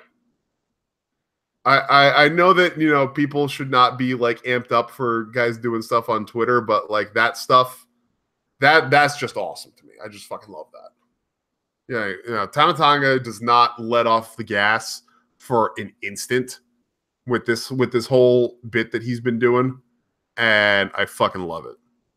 Like, because that's the kind of stuff you need. You need somebody who's going to be the character 24/7, 365. And he's doing it. He's doing it like be working, right? He's workers could be working. He's working hard. So I dig that a lot with what he's doing right now. And adding that fuel to the fire, even though nobody knows what's really and what he does well on Twitter is, and what a lot of people do not do well, is that he is good at blending that line between this is what me the character and this is what me the person think about this situation. Yeah, Cody's good at it. Samoa Joe is excellent at it. Tama Tonga is good at it. You know, like other people are much less good at it. Yeah. So, but you're right about that. He is very good at that, at keeping things blurry between his persona and his person. But that's the thing, though. It's not hard. No. Rhea Ripley's 21 years old. She's been in this business for just a few years, and she already does it than people who are twice her age with 3 times as much experience. It's just you have to want to. Yeah, you just have to want it. So, anything else, my friend? Not really. I mean, I do want to talk about Evolution. Actually, no, I do want to talk about Evolution because that is important. Evolution is indeed a mystery, full of phases that no one sees. You're mistaking it. It's evolution. Evil hyphen Ocean. Apologies. So WWE Evolution is happening Sunday, May 28th. Not May 28th, October 28th. I'm sorry. Like, that's a hell of a build. Yeah. Sunday, October 28th at the Nassau Veterans Memorial Coliseum in Uniondale, New York. I will not be there, unfortunately, because I am going to be gallivanting out at San Jose at TwitchCon. Otherwise, I would absolutely be at this show. I'm pissed that WWE is not giving it the build it deserves and has sacrificed the build for this show in service to fucking Crown Jewel, but whatever. This show, nonetheless, should be pretty good. The one thing about this that I'm kind of disappointed by was announced the other day that there is going to be a battle royal with the winner of the battle royal receiving a future women's championship match. The battle royal has 14 participants: Alicia Fox, Asuka, Billie Kay, Carmella, Dana Brooke, Ember Moon, Lana, Mandy Rose, Naomi, Nia Jax, Peyton Royce, Sonya Deville, Tamina Snuka, and Tori Wilson. Remember when Asuka was special? Yeah. Like, not that long ago? Yeah. Yeah, that was nice. Those were the days. Pepperidge Farm remembers. Yeah. Those were the. Hey, it's my gimmick. This is the epitome of a get everybody on the card match, which sucks. But you know, I mean, at least they all the women are getting a payday, which is good. Which is good, at least. The rest of the card, I'm very excited about. We're gonna have to leave a couple of things off because spoilers, and I don't want to give those spoilers away. But suffice to say that there's one other thing on the card that is kind of a disappointment, but you know, it still should be worthwhile to watch all the same. Trish Stratus and Lita tagging together versus Alexa Bliss and Mickie James. This is done pretty much because of the fact that Alexa Bliss is injured. And so you can expect Mickie to be taking the vast majority of the bumps in this match for her team. But it still should be a good match. Trish and Lita coming out of retirement to have another classic, and getting to see Trish and Mickie face off again should be awesome. So hopefully this will be a good one. Kairi Sane versus Shayna Baszler for the NXT Women's Championship. 4th time that these women are going head-to-head, and all 3 of the other previous matches have been great. So I don't see why this one wouldn't be great. I can't see a world where this match is not amazing. No. I mean, their match at NXT, the last pay-per-view. Yeah, take over Brooklyn. Yeah, G1 Finals 2.0. As I discussed at the time, was just tremendous. Tanahashi. Yep, exactly. Like Tanahashi Ibushi. You know, just a wonderful, wonderful piece of storytelling. Yeah. Oh, Xavier Woods is going to be at TwitchCon. I have to try and meet him if I can. You should. Awesome. He's great. Yeah, he's an awesome dude. There will be the finals of the Mae Young Classic and the NXT UK Women's Championship match, which again we will not reveal because of spoilers. But both of those matches I expect to be stellar based on the people who were involved in them. Becky Lynch versus Charlotte Flair, last women's standing match for the SmackDown Women's Championship. I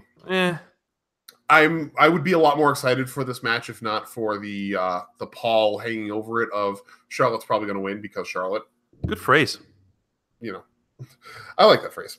Yeah. But I mean, Becky's going to bump her ass off and, you know, be a fucking badass in the ring as always, which I always love watching. So even if it does end up being a, you know, Charlotte wins because Charlotte moment, I still think that, you know, it should be pretty good. And then we have Ronda versus Nikki for the Raw Women's Championship. Nikki has, you know, since the bells returned to the ring, it's all been about how bad Brie has been. Nikki has actually looked pretty good in the ring, which should come as a surprise to no one. So I expect Nikki is good because Nikki is good. So I expect this match should be pretty good all the same. And hopefully, I mean, I can't see a world in which Nikki wins, unfortunately, but hopefully it'll be a good match all the same. Agreed. The finals of the Mae Young should be tremendous. Tremendously great. Yeah. That should. I am very, very looking forward to that match. Yeah, me too. And the NXT UK Women's Title match. Only one of the competitors has been announced for it. Again, spoilers, we won't say who. But regardless of who they're facing, it's going to be amazing also. So that's Evolution and not a mystery. I guess it is a mystery. I highly encourage everybody who is listening to if you are able, tune into Evolution and then afterwards cancel your subscription before Crown Jewel. If you can't do that, that's fine. I understand. I usually don't encourage this, but try to catch a pirated feed of Evolution at least. And you know me, George. I hate encouraging that, but you know what? The women deserve the support, and the Kingdom of Saudi Arabia deserves to burn in a fire. So yeah. End of the show. Evolution, a mystery. It is a mystery, full of change that no one sees. So we got to do plugs, and I got a little bit of a thing to reveal here. Okay, I got a quick one too when you're done. Okay. Actually, you know what? You do yours first. Since yours is a quick one, you said. Sure, it is quick. It's cold, Chris. Breaking news: it's cold in October and November and December, and a lot of people out there don't have winter clothes. So if you have extra winter clothes, find a place to donate them. If they're just sitting there in your closet, coats, gloves, scarves, hats. Mm-hmm. A lot of places do clothing drives, libraries, food shelters, etc. And you have extra winter clothing, donate it. You may save someone's life. Absolutely. Yeah. Give to a good cause. Yeah, help absolutely. others who are less fortunate. You got stuff. If you have clothing that you're not wearing that people in need can use and you're not using it, I mean, there's shelters all over the place that will take it. Yeah. All right. So a couple of weeks ago, I got on a call with our good brother Taker's Minion from Los Ingobernables podcast, so the godfather of LIP and one of the hosts of Shooting Debris and the Connoisseurs of Wrestling. Got on a call with him and eventually was joined on the call by his better half, Legends Lover, and we were just kind of talking. We were initially talking about the move over to Twitch that everybody on the LIP network will be doing in the next month or so, and we just started talking about other stuff, and we talked and talked for 5 hours. Jesus. And we had really, really awesome conversations about a lot of good topics. And at the end of it, Taker said to me, you know, we should make this be a regular thing. And I said, you're right. And he said, and we should actually broadcast it too, because this was a really good talk. And I said, you're right. So this coming Tuesday will be the first of what we're going to call an LIP special. Once a month, Tuesday nights, myself, Takers Minion, and Legends Lover will be bringing you one night at the round table where we're just going to talk about a topic in wrestling that is important to us and just see where the conversation takes us. And it's just going to be about, whatever comes to mind. Because, we were just kind of rolling from topic to topic throughout the course of that conversation, and it was really, really awesome. So once a month on Tuesday nights, we're going to be doing that for all of you guys to listen to if you feel so inclined. The first one, as I said, will be this coming Tuesday, the 23rd, 8 p.m. Eastern, 7 Central. And we're actually going to be talking about something that is kind of relevant in the current scene, even though it's a bit historical in nature.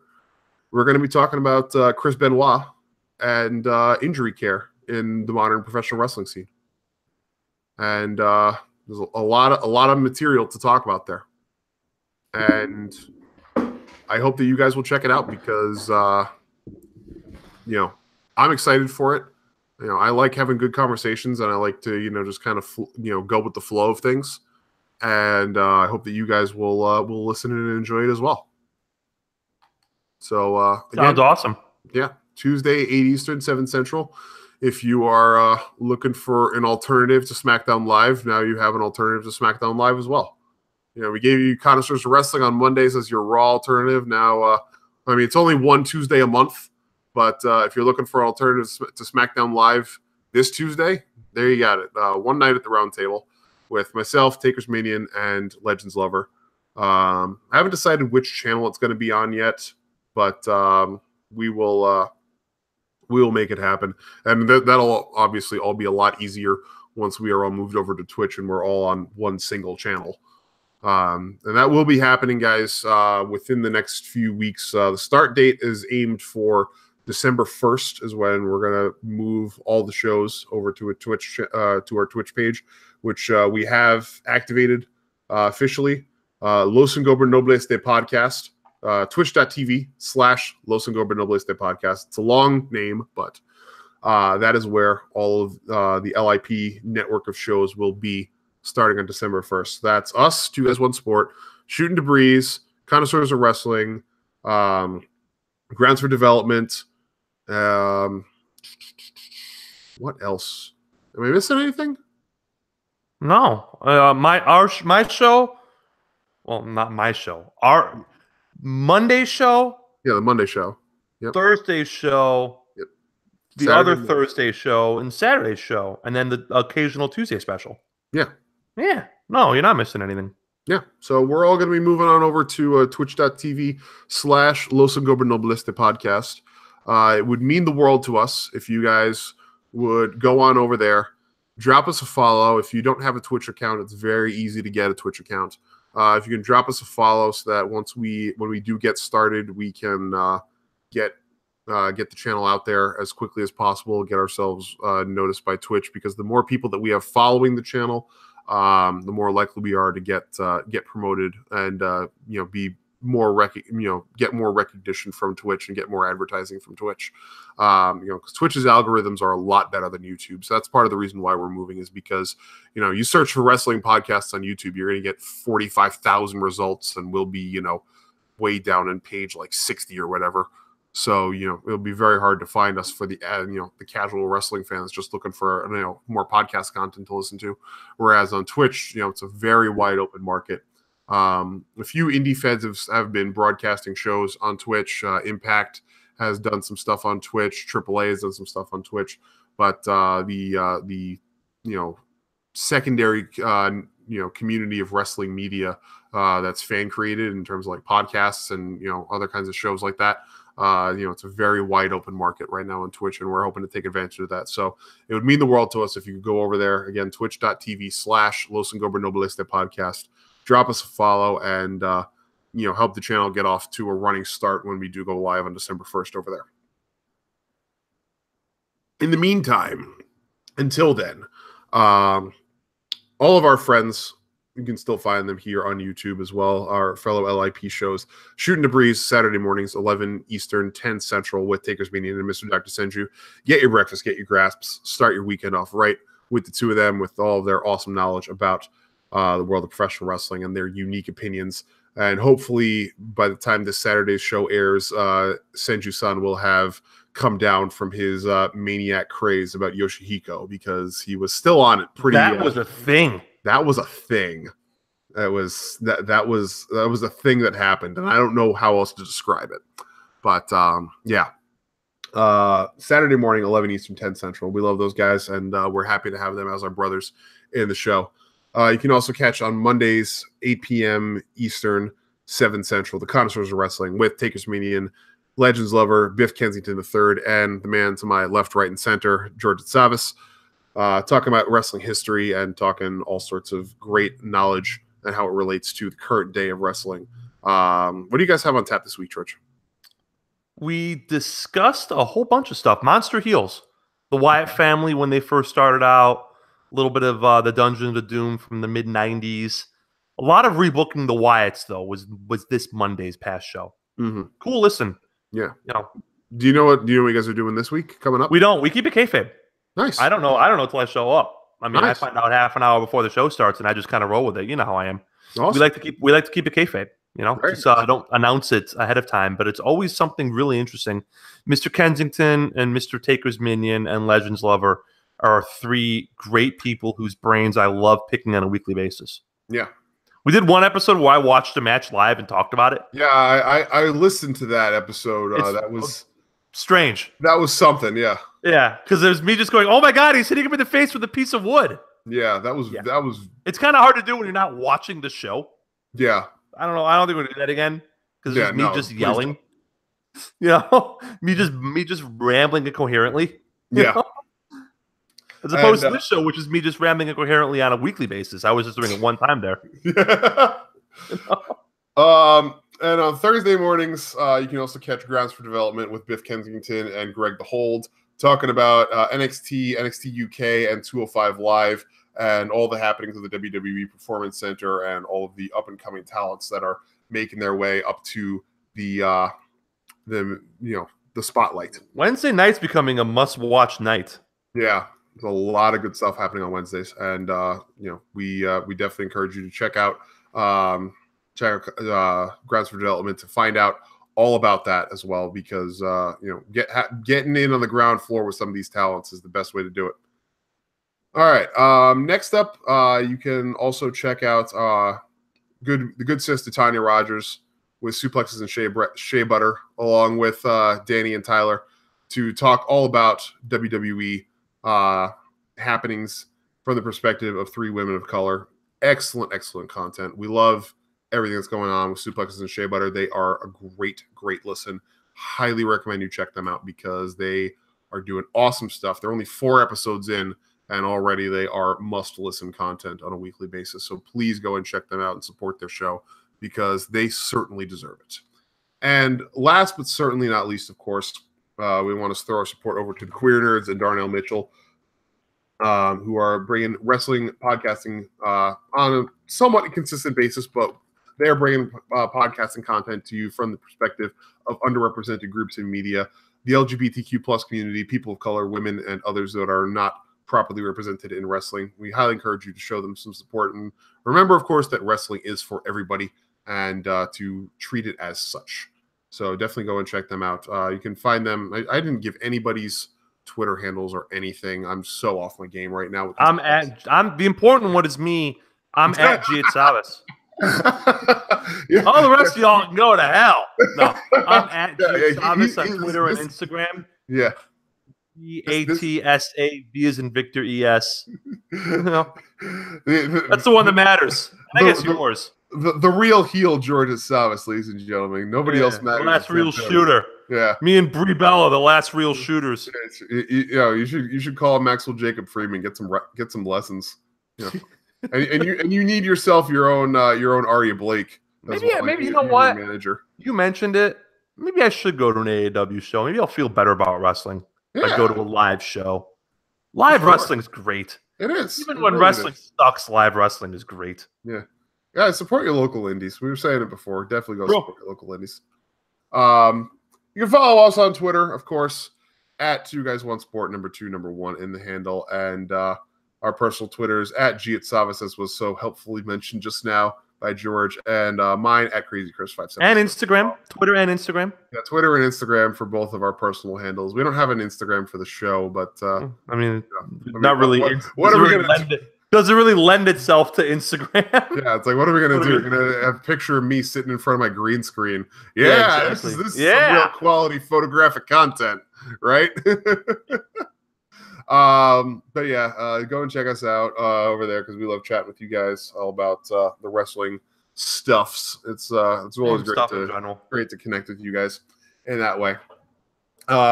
So be sure, the YouTube channel is not going to be around for long since we're going to be moving over to Twitch. But please be sure to, while we're still here, throw us a subscription and a like. You're on YouTube. Get these last few episodes out there as much as possible for people to hear. And again, as I said, go on over to the Twitch channel and drop a follow there as well, so that everybody knows to go and check it out as well when we get started over there.